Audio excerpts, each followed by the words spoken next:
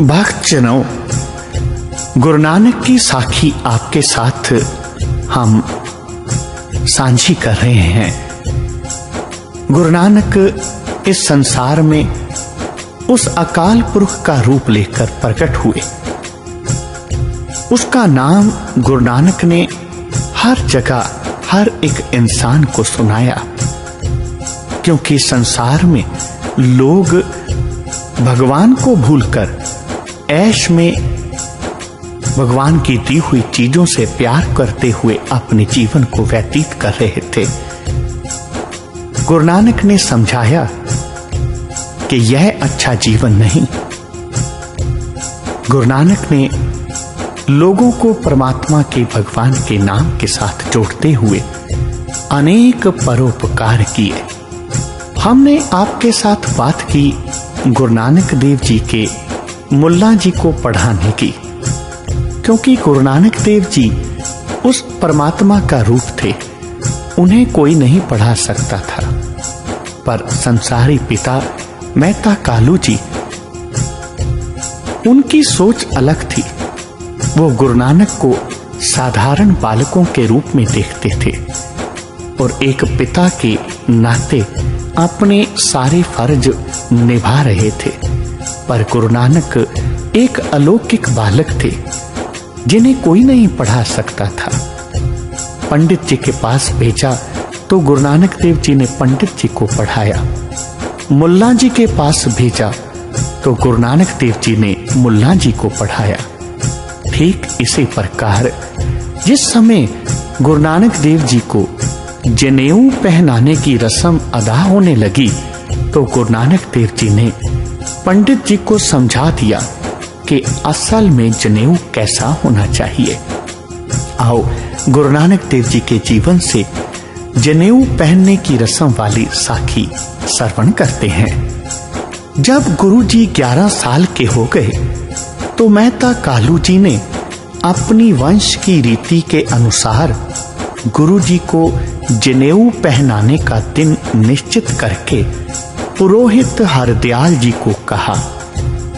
नियत दिन पुरोहित जी ने मेहता कालू जी के घर आकर पहले गाय के गोबर का लेप किया, फिर उस पर चौंक पूरा और गुरु जी को अपने पास बैठाकर कुछ मंत्र उच्चारण करके आपके गले में पहनाने के लिए जनेऊ पकड़ा और बताया कि यह क्षत्रिय धर्म की मर्यादा ब्रह्मा से ही चली आ रही है। प्रत्येक क्षत्रिय और ब्राह्मण के लिए इसको धारण करना बहुत जरूरी है।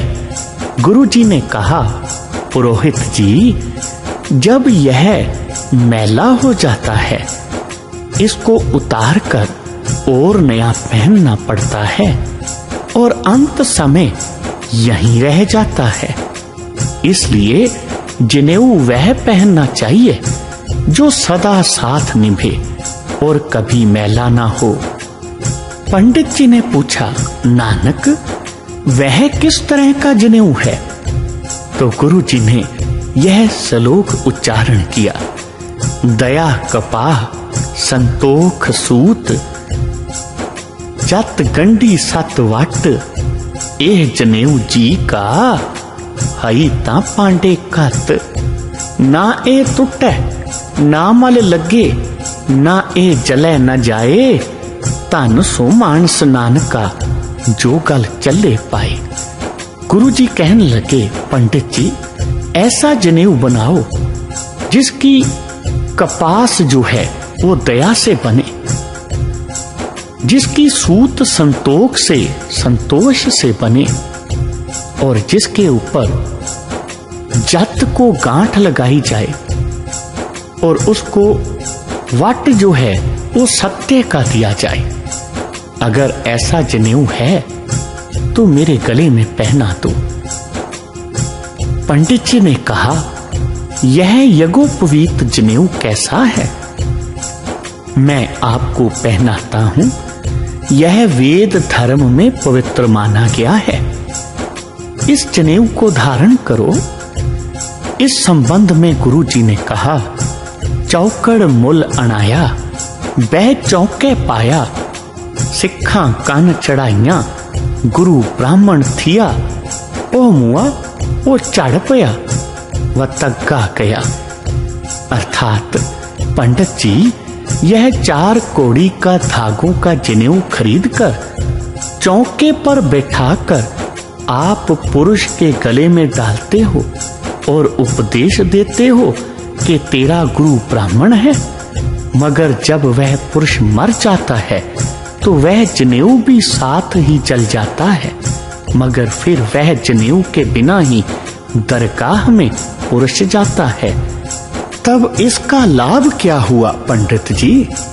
तो पंडित जी ने कहा, वह कौन सा जनेऊ है जो कभी मैला नहीं होता, ना टूटता है और ना ही अंत समय जलता है और दरगाह में भी साथ जाता है।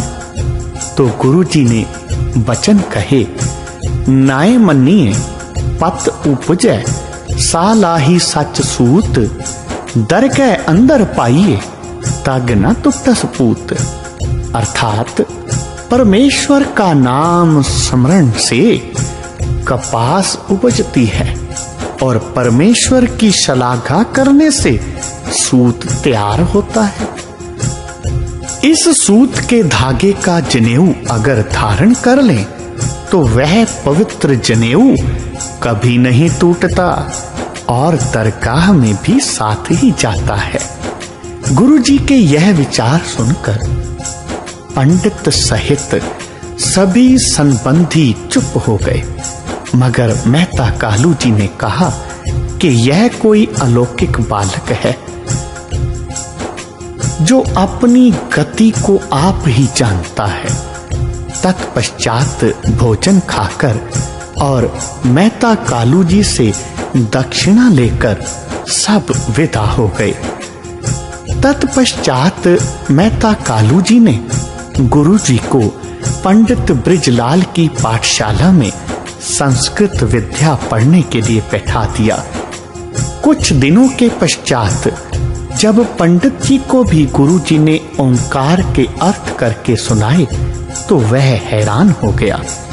पंडित जी ने मेहता कालूचंद जी को कहा कि मेहता जी, यह आपका बच्चा किसी के पढ़ाने योग्य नहीं है, यह सबको आप पढ़ाने वाला है। गुरुजी यहाँ से भी पढ़ाई छोड़कर आंखें बंद करके घर में ही उदासीन होकर लेट गए, क्योंकि वो इस संसार में परमात्मा का रूप गुरु नानक के रूप में आए थे, परमात्मा के नाम का संदेशा देने के लिए, परमात्मा के नाम के साथ लोगों को जोड़ने के लिए, ना कि संसार के लोगों के साथ या संसार के काम धंधों में अपने आप को उलझाने के लिए। बोलो जी पाई जी वाहेगुरु वाहेगुरु वाहेगुरु वाहेगुरु वाहेगुरु।